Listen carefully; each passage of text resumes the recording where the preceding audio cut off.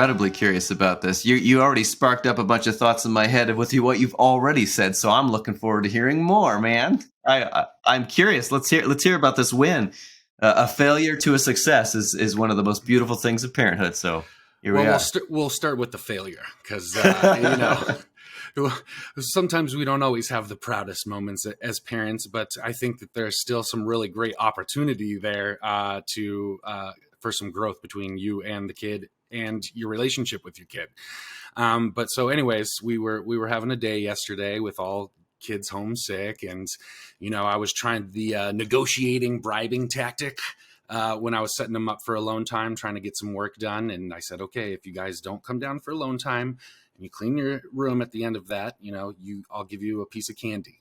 Well, they didn't clean their room. They came down several times during alone time, and I was still going to give them the candy, for the coming down, but the room cleaning, I needed her to take care of it. It was so bad, you just couldn't walk through it. And I'm just like, I come from an OCD stepmother who taught me the cleanliness, procedure, and it's in my bones, man. I've tried to just like be okay with the mess, and I need it. I need it clean. So anyway, she comes down and she says, I'm not going to clean the room. Aubrey's taking a nap. She's sick. She's not going to help. So I'm not going to do it. I said, don't worry about it. If she's not going to help, but you will still get your reward, and she said, I'm not going to do it. I'm going to wake Aubrey up. I said, no, don't wake her up. Don't wake Mama up. Mama was homesick from work too. So she's in there sleeping and trying to navigate that and keep the house quiet, and she runs upstairs and stomp, stomp, stomp, stomp, stomp, making as much noise. And this has been a habit lately with our oldest, and these big displays of emotion and her anger when she's told no specifically. And she just needs to make it known, and she needs to externalize it, and she needs to be demonstrative about it. And we've been seeing that show up more frequently over the last few weeks. So she's stomping up the stairs to go in the room, and I look on the camera and she's over there shaking little sister awake, so I kind of get mad. I yell, Naomi, I told you not to do that, and I go up there and I say, all right, no candy, we're done with the candy. The reward is done. You didn't follow the rules, and she had a problem with that, starts stomping and making noise and displaying, and runs into Mama's room to tattle on Coley Colton, and Coley took my candy away and says that I can't have it now. And Mama just brushes her off and says, I'm not going to get into the middle of it, let me sleep. And then she comes out of the room. I said, okay, so now you've lost candy for 2 days because you woke Mama up. It was not as calm as I'm playing it back to you. It was at a raised volume, I'll be honest. And she started crying. I went downstairs, and oh man, the guilt just immediately filled me. I just made her cry, and so I went back up there and I said, Naomi, come talk to me. And no, I'm mad at you. And I said, well, let's use our words. Let's figure out what's going on. So we go down there and we had a really great talk. I apologized for raising my voice and told her that I don't want to make her cry, and I don't want her to feel like she's in trouble. I felt that with my special brain as a kid, I was just in trouble a lot, and there was punishments handed down, but not a lot of conversations around, different tactics or ways to go about whatever trouble I was in.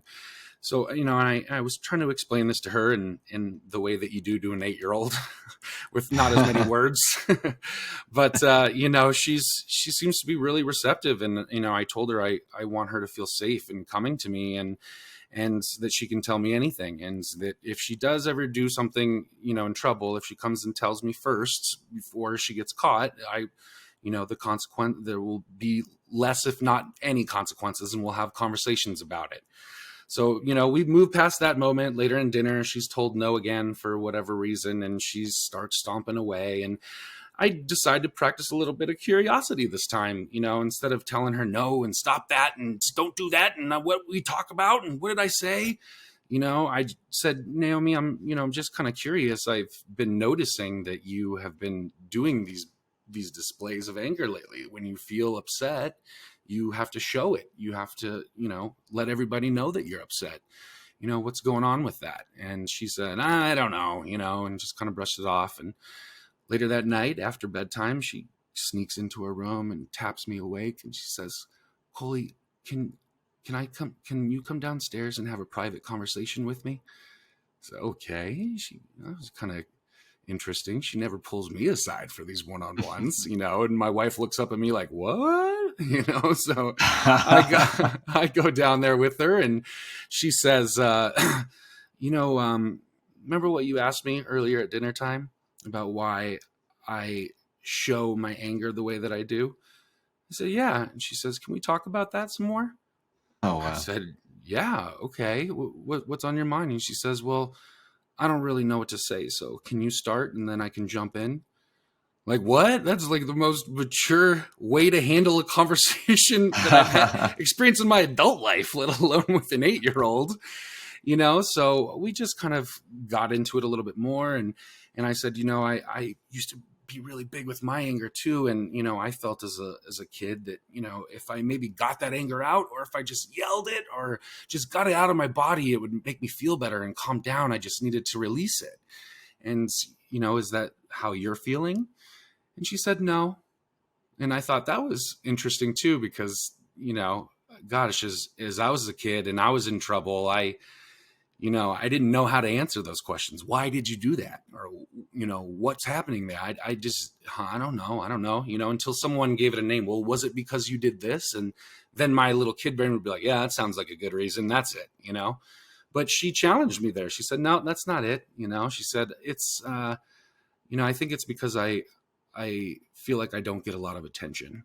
And I know that if I act really, really, really sad, you'll come over and try to make me feel better. And if I act really, really, really mad, you'll come over and try to calm me down. And God, we hear this in psychology talk all the time about why our kids are, acting out, trying to get attention. But when she vocalizes it to you herself, it's like, wow. So I said, well, okay, honey, how about instead of yelling or screaming or stomping, how about you come over to me and you say, Coley, can I have a moment? And that will be our secret language, our secret cue. I will pick you up and I'll rub your back like I did today. And I'll ask you questions and I'll tell you how proud I am of you. She said, okay, can you tell Mama that too? I said, sure. That'll be our little secret code, And I just thought that it was just this beautiful moment. I was beating myself up. I yelled at her and scalded her and punished her and made her cry. And I just decided to go back and see what that was about and tell her a little bit of my story and my perspective, and asked her about hers. And though she didn't have the words to put a name to it right away, it was something that resonated with her, that she thought about, that she wanted to articulate, that she liked the way that I was articulating, and she wanted more of that in that communication. And, that curiosity just goes a long way, so it was a very proud moment as a dad, and to watch her go through that, and just very mature to see an 8-year-old kind of communicate that way and be so receptive to curiosity.